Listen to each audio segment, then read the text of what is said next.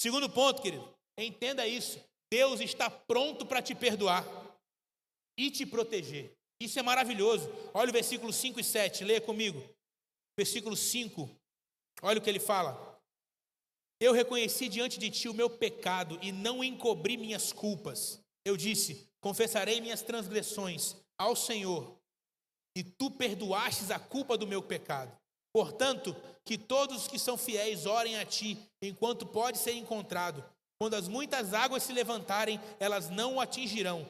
Tu és o meu abrigo, tu me preservarás das angústias e me cercarás de canções de livramento. Isso é maravilhoso, querido. Olha o que a palavra está falando. Isso é uma coisa que eu quero que você entenda. Homens, a gente precisa ser apaixonado pela palavra, querido. A gente precisa se empolgar com a palavra. Olha o que Deus está falando aqui.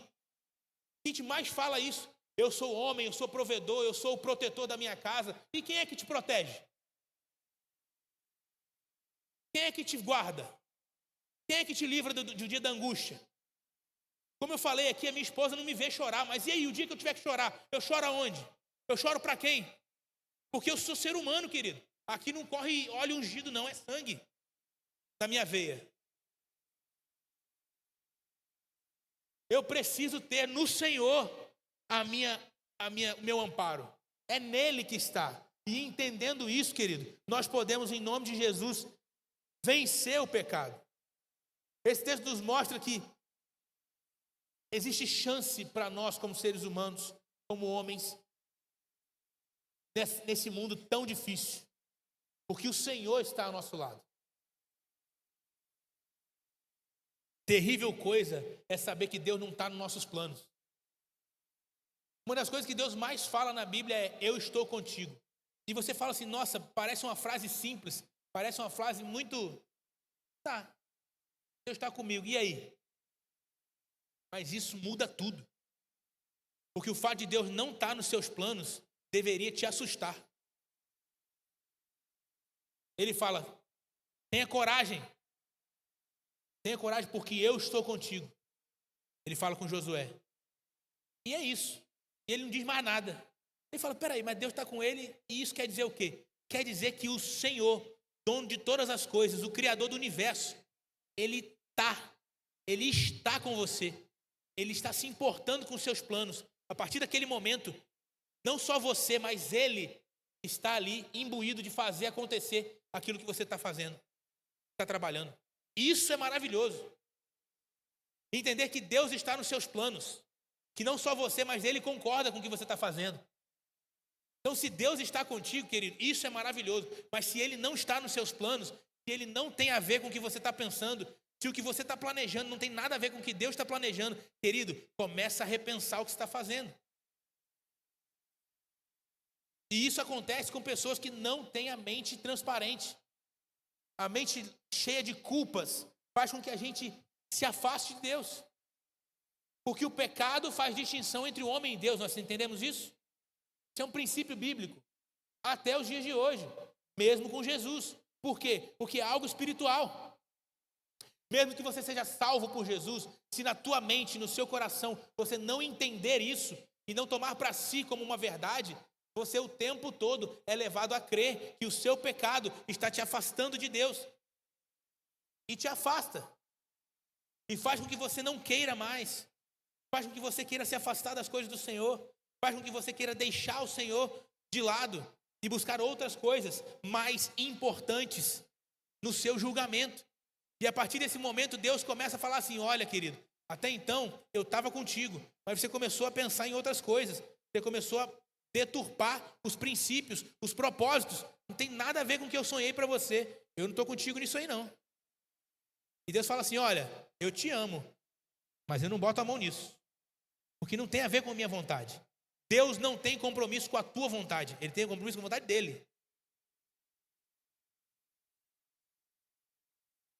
Para a gente viver a vontade de Deus na nossa vida, a gente precisa estar aberto para relacionamento com Deus, quebrantado. E é isso que eu quero que você entenda. Deus está aqui pronto para te perdoar, pronto para te proteger, pronto para colocar as mãos dele sobre a tua vida e não para pesar a mão dele sobre a sua vida. Você entende o que eu estou falando? quando não somente reconhecemos o nosso pecado, mas confessamos a nossa culpa, Ele está pronto para perdoar e nos livrar da consciência de pecado. O apóstolo Paulo, em 2 Timóteo, vai falar sobre isso. Muitos deixaram a consciência de lado e tiveram a sua fé naufragada. Tem uma coisa que faz a sua fé naufragar, é deixar a sua consciência de lado. Achar que ter uma consciência limpa é coisa de, não preciso não. Para que isso? Querido, isso é importantíssimo.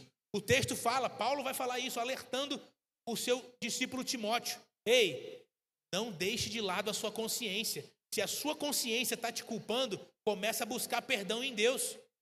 Porque isso vai fazer com que a sua fé naufrague, afunde.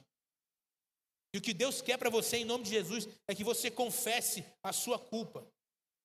É que você confesse o seu pecado. Abra o seu coração. Busque alguém. Quantos aqui são da Ebenezer aqui, dessa igreja aqui? Quantos são da Ebenezer aqui? Glória a Deus. Pastor, a gente precisa fazer de novo esse evento. Mais uma vez e trazer mais homens para cá, porque os homens de outras igrejas aqui para esse lugar, porque em nome de Jesus, eu fiquei assim. Os homens lá da igreja, vou dar um ataque em cada um, de dobrado. Não é possível. Eu falei com eles para vir. Mas olha só, querido, você tem uma igreja que tem discipulado. Tem um pastor, tem os discípulos dele. Tem trabalhado discipulado aqui, né, pastor? Tem, olha, vocês já estão assim, vou te falar abertamente, vocês estão à frente, assim, anos-luz de muitas igrejas, muitos lugares aqui. Então, vocês estão no lugar propício para viver o que eu estou falando. Então, se você ainda não tem a prática e o prazer de limpar a sua consciência com um discipulador, querido, comece hoje, em nome de Jesus. Comece hoje, busque alguém. Dê um problema santo para o pastor Ney. Dê um problema para ele. Fala assim, pastor Ney, estou com um problema para você. Tem um irmão tocando algum celular aí. E é fã do Ayrton Senna ainda. Ai. Dá um problema para o pastor Ney. Fala, pastor Ney, eu estou com um problema para você. Qual o problema? Eu quero ser discipulado. Eu quero ser cuidado. Dá um problema para ele. Eu estou com esse problema aqui, inclusive falei com o Cadu ali. Falei, Cadu, tem um discípulo para você. Aí o problema vem para mim, eu jogo para ele, entendeu? Falei, aí, filhão, cuida aí. E aí eu cuido dele e assim a gente vai se tratando. Mas assim que vai acontecendo, em nome de Jesus, eu quero que você entenda isso. Quantos entenderam isso em nome de Jesus? Deus está pronto para te perdoar, querido.